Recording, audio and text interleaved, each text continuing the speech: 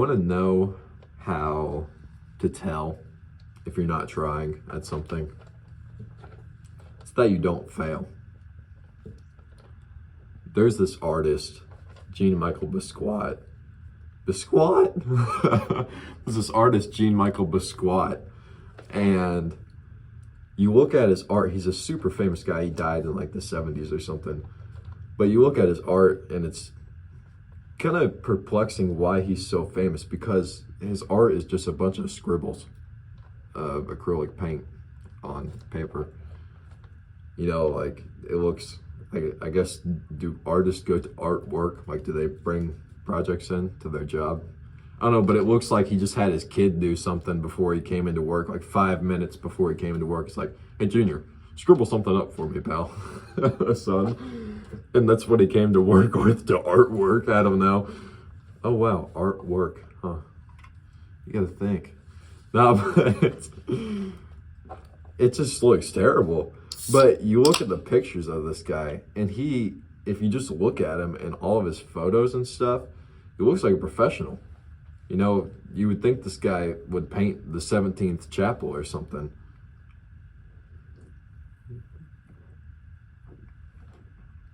This is a piece of art right here. Oh, but his art sucks. But you look at him, and the way he presents himself and the way he holds himself in his photos and next to his art and with all of these other famous artists, you would think he like, has the most impressive work in the world, right? And it's that sort of dynamic, that sort of character, that really means something. Because I always inspire, oh God, don't use the word inspire. I always encourage like people I know to create. And every time I'm met with, yeah, but I don't know, I'm afraid. I'm afraid. You're afraid, really. And while Jean-Michel Basquiat is the representation of this in the, you know, like visual art field, the auditory arts, why am I using this word? Music. The art of sound waves rather than light waves, no. But in music, these people who do the same thing as Jean-Michel Basquiat,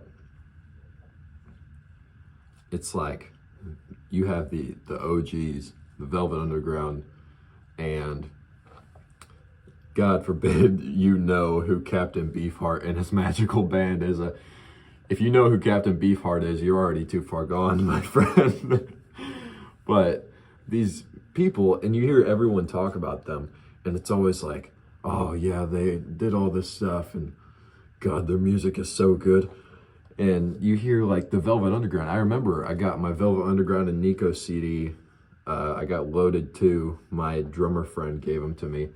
And I listened to it and was like, oh, this is the Velvet Underground. This is going to change my life. And I listened to it and I'm just like, what does this sound like? There's a word that's coming to mind that this music sounds like.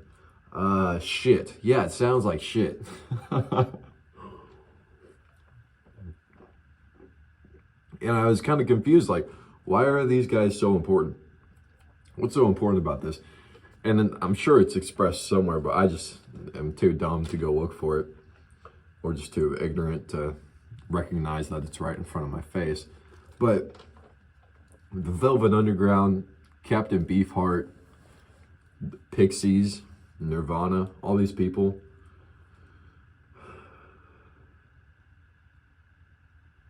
they know there's rules to these things. They know that you're supposed to follow a formula. They know you're supposed to, you know, have hi-fi recording equipment, not lo-fi. And I'm not talking about beats to study/relax to. I'm talking about low fidelity. But they just don't care. And it's those people that didn't care, like at that time in the 60s, that allowed, you know, everybody else to not care. Because you go back and listen to this stuff and it's like, why would you put out something that sounds bad? Why would you intentionally put out something that sounds bad? Like it just got recorded and your buddy's bathroom. And the guitarist forgot his pick, so he just picked up a toothbrush and just went at it. Why would you do that? You know, the same reason, why would you present your art like you're a professional and present yourself as a professional whenever you just have a bunch of scribbles of acrylic paint on a piece of paper? Because those people that do that, they are the purest form of expression, not letting the outside affect what comes from the inside, not being unmovable, unshakable in that. And that, man, that has to be hard to achieve. That has to be hard to live with. But there's value in that. There's quite a bit of value in that. I have this guy that I jammed with only a couple of times. He played the guitar and he sang. And he said that he's been like touring forever, for years now. And he said that he would do shows where people would come up to him like in the middle of the show, like boo him and stuff, like tell him to get off stage, like, hey, you can't do that. That's not what we want this to sound like. You sound like shit. And he just sat there and was like, yeah, but I'm actually on the stage, you know, I'm actually up here presenting myself and putting out there what comes from within. What are you doing? Well, what are you doing? That's just what he would say to him. It's like, somebody comes up, if you're afraid to create, to be perceived, because, you know, somebody out there might be like, what do you think you're doing, man? You're messing this all up. What do you do when somebody says that? Well, you just say it back to them. And you are? Because I don't care. This is what comes from me, and that's how it is. And without those people, nobody would be doing this stuff. No one would know that it's okay to have your song sound like shit, have your album sound like shit, have your entire discography sound like shit, have all of your paintings just be scribbles with a bunch of paint all over them. That's all it is. It's not, their work isn't impressive. It's their mentality they come at it with. It's that, man, how do you even put this into words? I had a paper here to like help me remember. I thought I wrote words down on it that would help me. Yeah. There's this recording of Lithium by Nirvana. And I remember when it was when I first started writing songs, I found this recording.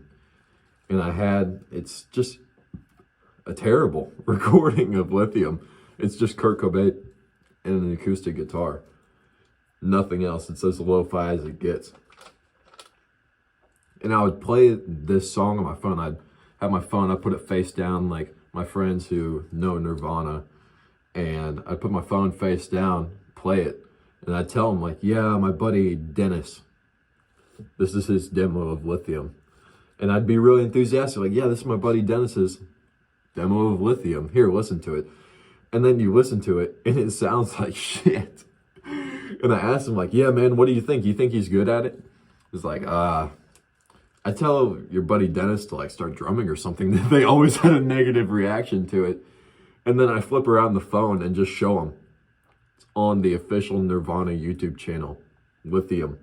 Kurt Cobain's home demo.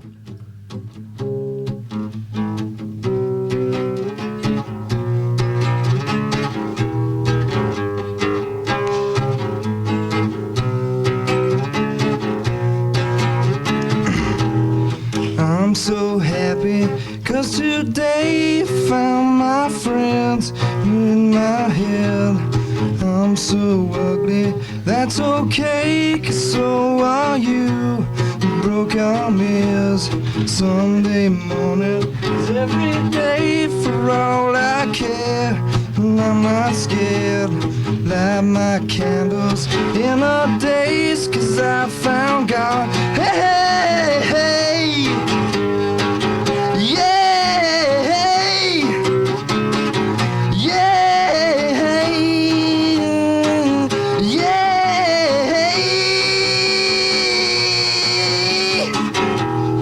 I'm so lonely, that's okay. Shaved your head, and I'm not sad.